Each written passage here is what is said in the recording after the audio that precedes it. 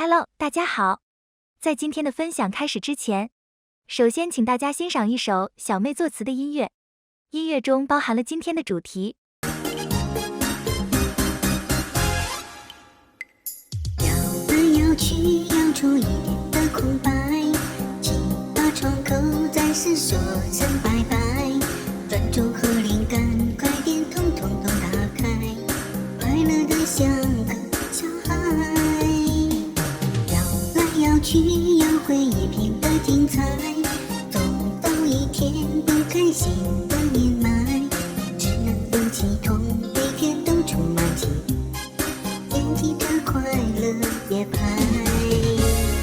我们一起呀摇呀摇起来，工作再忙也要精彩，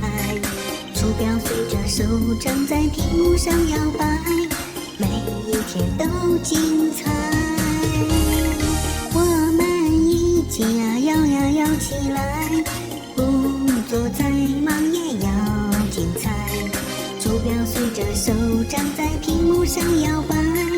每一天都精彩。经过大家的耳朵饱受折磨之后，今天的分享正式开始。Windows 11有一个功能叫做 Arrow Shake， 当使用鼠标摇动当前窗口的标题栏时，可以最小化其他窗口。这个功能从 Windows 7开始就存在了，但是在 Windows 11中，默认情况下是禁用的。Arrow Shake 最初是 Windows Arrow 界面的一部分，是 Windows 7引入的2个新功能之一。另一个功能是 Arrow Snap， 可以将窗口调整大小并排列到屏幕的左侧、顶部或右侧。微软将 Arrow Shake 默认关闭，是为了防止其他窗口意外被最小化。如果之前已经习惯使用该功能，可以通过以下方式开启：按下 Windows+I 键盘快捷键，打开设置应用，导航至系统，多任务处理，打开任务栏窗口摇动后面的滑块，无需重新启动计算机，设置完成后即可生效。尝试使用鼠标摇动任意窗口标题栏，其他窗口都会被最小化。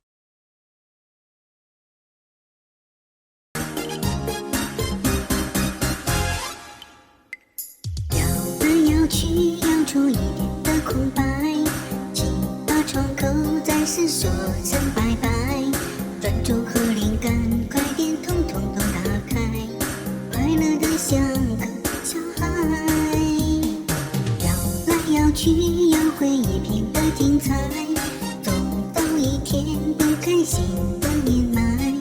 只能不激动，每天都充满期待，惦记着快乐节拍。我们一起呀摇呀摇起来，工作再忙也要精彩，鼠标随着手掌在屏幕上摇摆，每一天都精彩。我们一起呀摇呀摇起来，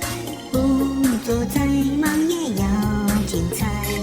鼠标随着手掌在屏幕上摇摆，